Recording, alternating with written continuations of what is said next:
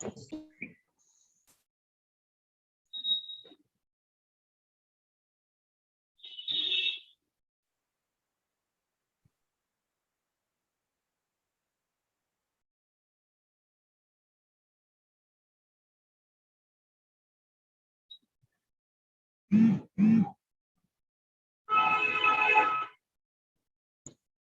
afternoon, students. Good afternoon, ma'am. Good afternoon, ma'am. Good afternoon. चलिए, कल हमने वर्णमाला में पढ़ लिया था वर्ण कितने प्रकार के होते हैं। तो मैंने आपको बताया था स्वर वर्ण, व्यंजन वर्ण और स्पर्श वर्ण। तो स्वर वर्ण में ह्रस्व, दीर्घ, प्लोत, ये 3 पढ़े थे। Ma'am page number. हाँ ma'am page number. Page number 65। Thank you ma'am. Okay, तो हमने इसे पढ़ा था स्वर वर्ण में ह्रस्व, दीर्घ, प्लोत। ओके, फिर व्यंजन वर्ण में पढ़ा था व्यंजन कितने बताए गए 33, और 33 को वर्गों में बांटा गया है। तो वर्ग कितने बताए 5 वर्ग बताए हैं, कंठय, तालव्य, मूर्धन्य, दंतय और ओष्ठ्य, ये 5 वर्ग बताए थे हमको। फिर हमने पढ़ा था स्पर्श वर्ण, संघर्षी या ऊष्म वर्ण, अंतःस्थ, नासिकीय, अनुनासिक। हम पढ़ रहे थे घोष वर्ण। ओके, यहाँ तक हमने पढ़ लिया था।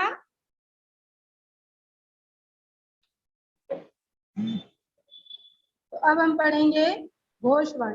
घोष वर्ण में क्या कह रहा है आपको, कल मैंने बताया था घोष वर्ण की जब इसके उच्चारण में स्वर तंत्रियों के बहुत पास आ जाने से अंदर की वायु अवरुद्ध हो जाती है और अवरुद्ध वायु के वेग से स्वर तंत्रियों में कंपन पैदा होता है। ओके, जब हम इसका उच्चारण करते हैं तो हमारी जो वायु है वह बाहर निकलती है और बाहर निकलने के समय जो वायु रहता है उसके वेग में कंपन पैदा होता है या घर्षण पैदा होता है, ये होता है घोष वर्ण। इसमें बताया गया आपको वर्ग के तृतीय, चतुर्थ और पंचम वर्ण तथा ह घोष वर्ण है। तो वर्ग का तृतीय वर्ण कौन सा होगा, ग। पूरे वर्ग के तृतीय वर्ग बोल रहे हैं। और चतुर्थ और पंचम तो ग, घ, अंग, ज, झ, ञ, ट, ढ, अण, ध, ध, न, ब, भ, म, ये सारे वर्णों को जब हम उच्चारण करते हैं तो हमारे उच्चारण में घर्षण पैदा होता है। ओके, अब आपको बता रहा है अघोष वर्ण। इसके उच्चारण के समय स्वर तंत्रियां खुली रहती है और वायु बिना रुकावट के बाहर जाती है, कंपन नहीं होता है। जस्ट जैसा घोष वर्ण में होता था उसका विपरीत अघोष में होता है। इसमें वर्ग का प्रथम, द्वितीय वर्ण और विसर्ग अघोष है। मतलब जो वर्ग का प्रथम और द्वितीय वर्ण है, जैसे अभी हमने तृतीय, चतुर्थ और पंचम वर्ण को लिया था घोष में, अघोष में कह रहा है वर्ग का प्रथम और द्वितीय। तो क, ख, छ, छ, त, ठ, त, थ, प, फ, इन वर्णों को जब हम बोलते हैं तो हमारे मुंह में जरा भी, हमारे गले में जरा भी कंपन नहीं होता है और आसानी से ये वर्ण निकल जाते हैं। ओके, अब आपको बता रहा है अल्प प्राण। सबसे पहले हम देखते हैं प्राण। प्राण का अर्थ है श्वास या वायु की शक्ति। तो आपको प्राण तत्व के आधार पर व्यंजन के 2 भेद बताए हैं। पहला बताया है अल्प प्राण। अल्प प्राण में आपको बता रहा है इसके उच्चारण में वायु का कम प्रयोग होता है, जैसे वर्ग के प्रथम, तृतीय और पंचम वर्ण। जब हम इसका प्रयोग करते तो इसमें वायु का कम प्रयोग होता है। जैसे क, कौन कौन सा वर्ग बोला है इसमें अल्प प्राण में, प्रथम, तृतीय और पंचम। तो क, ग, अंग, फिर च, ज, ञ। ट ढ ण त द न प ब म। ओके। अब आपका महाप्राण, महाप्राण में बता रहा है इसके उच्चारण में वायु का प्रयोग अधिक होता है, जैसे वर्ग का द्वितीय और चतुर्थ वर्ण। ठीक इसमें भी वैसे ही उल्टा हो रहा है। अल्प प्राण में हमें बता रहे हैं वर्ग का प्रथम, तृतीय और पंचम वर्ण, इसमें हमें वायु का कम प्रयोग करना पड़ता है। और महाप्राण में वर्ग का द्वितीय और चतुर्थ जस्ट उसका उल्टा, जिस वर्ग को उसने छोड़ दिया अल्प प्राण ने, वो महाप्राण में आ गया, द्वितीय और चतुर्थ वर्ण, और इसमें वायु का अधिक प्रयोग होता है। तो वर्ग के द्वितीय और चतुर्थ वर्ण में कौन से शब्द आएंगे? ग और घ।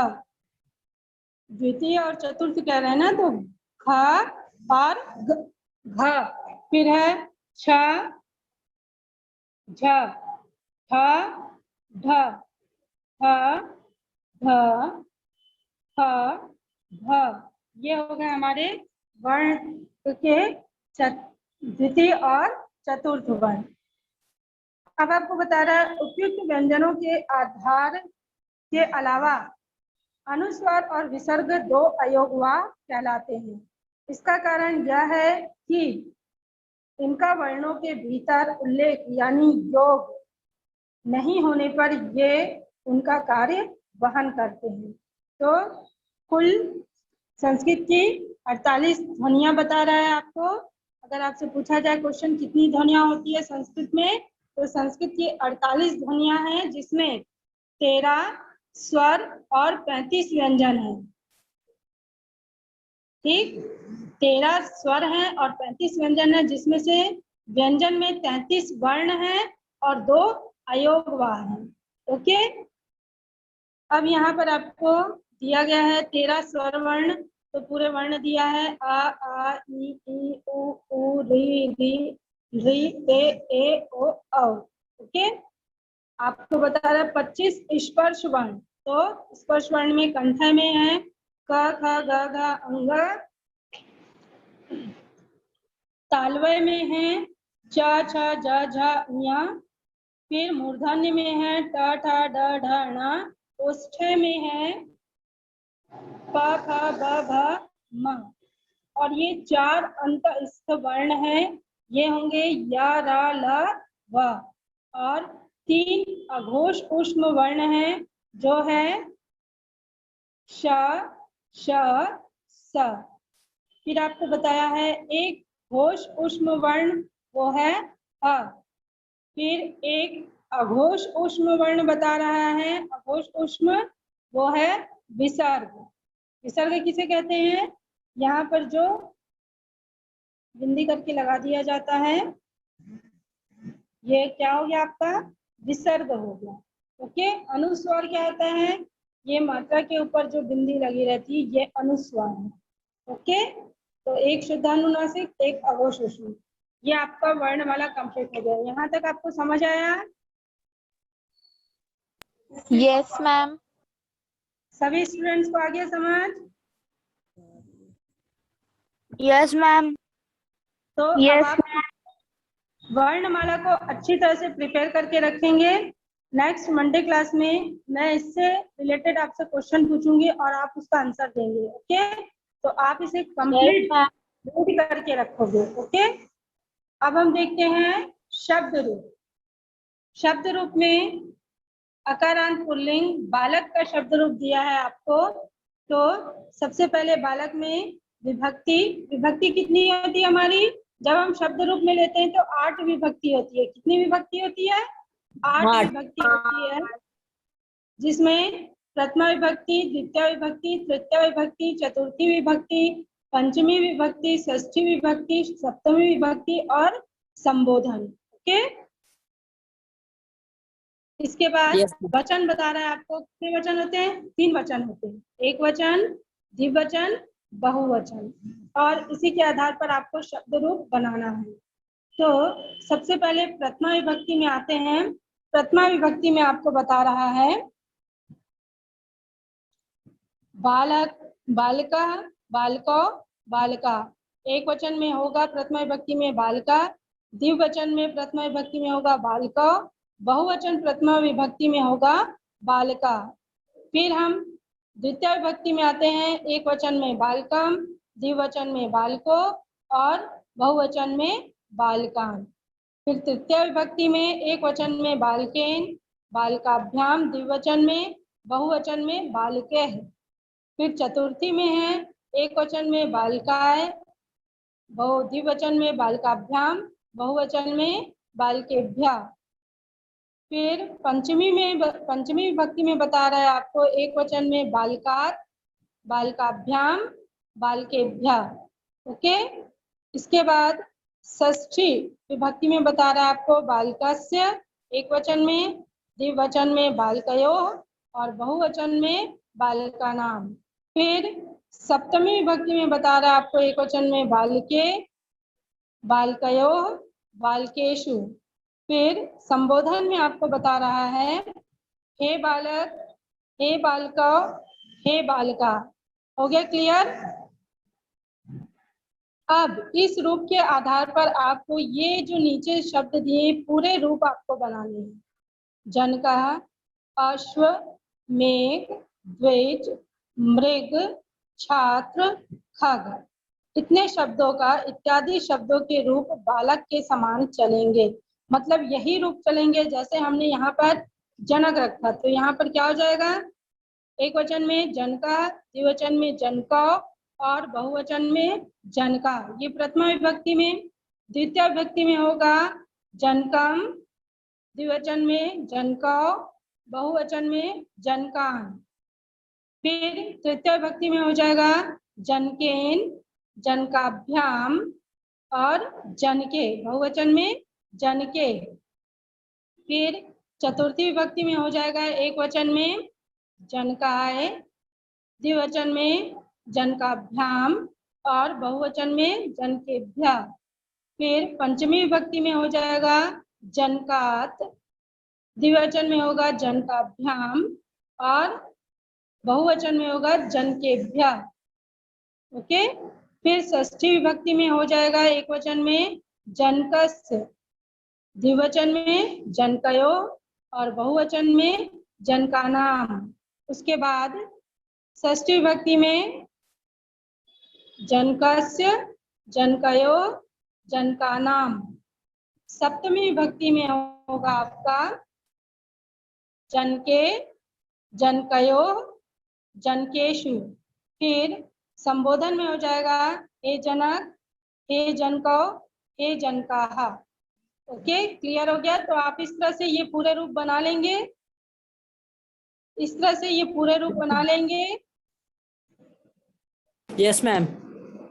तो Yes, यही है कि आप इस शब्द रूप को देखेंगे, पहले बालक का लिखेंगे, उसके बाद आप इन शब्द रूपों को कंप्लीट करेंगे। ओके, किसी को इसमें कुछ पूछना है, कुछ डाउट है?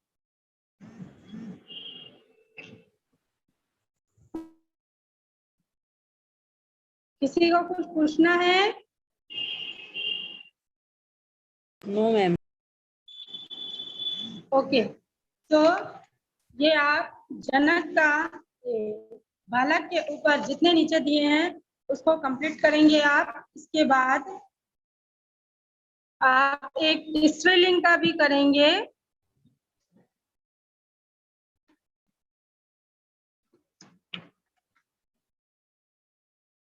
स्त्रीलिंग में देखिए रमा का, ओके, ये अकारांत स्त्रीलिंग है, इसमें रमा लक्ष्मी का, तो वही विभक्ति है प्रथमा से संबोधन तक, प्रथमा, द्वितीय, तृतीय, चतुर्थी, पंचमी, षष्ठी, सप्तमी संबोधन, एक वचन, द्विवचन, बहुवचन और वही स्त्रीलिंग के रूप चल रहे हैं। तो रमा, रमे, रमा, रमाम, रमे, रमा, रम्या, रमाभ्याम, रमाभि, रमाए, रमाभ्याम, रमाभ्या, रमाया, रमाभ्याम, रमाभ्या, रमाया, रम्यो, रमाणाम, रमायाम, रम्यो, रमासु, हे रमे, हे रमे, हे रमा। हो गया? ये क्लियर हुआ? तो आपको इस रमा के ऊपर शाला, प्रजा, कन्या, विद्या, कक्षा, इन पांचों के रूप करने हैं कंप्लीट। ओके, ये दूसरा हो गया। तो आज मैं आपको यहीं तक पढ़ा रही हूँ। आप पहले इन शब्द रूपों को कंप्लीट करिए। कल सैटरडे है, परसों संडे, कोशिश करिए 2 दिन में कंप्लीट करने का। मंडे को जब हम क्लास लेंगे तो आपके ये होमवर्क कंप्लीट होने चाहिए। ओके, और किसी को कुछ पूछना है? किसी को मैम? कुछ क्वेश्चन? हाँ मैम सिर्फ शब्द रूप को ही लिखना है ना कॉपी में? हाँ, शब्द रूप को लिखना है। बस उसी को लिखना है जो आप अभी बताएं? हाँ, जो शब्द रूप मैंने जैसे बालक का बताया, बालक के नीचे जो शब्द दिए हैं उसको भी आपको बनाने हैं। वैसे ही मैंने रमा का बताया, तो रमा में जो शब्द नीचे दिए हैं उसको भी बनाने हैं। ठीक है, चलिए आप लोग 3-3 बनाइए, बस पूरे मत बनाइए। ओके, बालक के नीचे शब्द ओके दिए मैम। हैं। जनक का मैं बता दी हूँ, जनक और 2 का आप बना लीजिए, 3 करिए। और स्त्रीलिंग में भी रमा का तो लिखेंगे ही, रमा के साथ 3 और बनाएंगे। Okay, okay ma'am. और किसी को Okay, कुछ डाउट ma'am. है? No, ma'am. तो आप मैम लोगों से हिंदी बन का जाएगा। संस्कृत ग्रामर में लिखेंगे? हाँ संस्कृत ग्रामर कॉपी में लिखेंगे ना? हाँ, ये पूरा ग्रामर कॉपी में आप लिखोगे। कल से हमने ग्रामर स्टार्ट किया है, कल का वर्णमाला पूरे ग्रामर कॉपी में, आज का ये शब्द रूप ग्रामर कॉपी में ही लिखेंगे आप। Yes, ma'am. ओके, तो चलिए हम क्लास को यहीं पर एंड कर रहे हैं। और व्हाट्सएप ग्रुप में मैं आपको बालक, रमा और जो आज मैंने वर्णमाला पढ़ाया है बाकी का, उसका पिक सेंड कर रही हूँ, जिसे आप कॉपी में नोट डाउन करोगे। Okay, Okay, ma'am. Thank you, ma'am. Thank you, ma'am. Okay, ma'am. Bye, ma'am. Okay.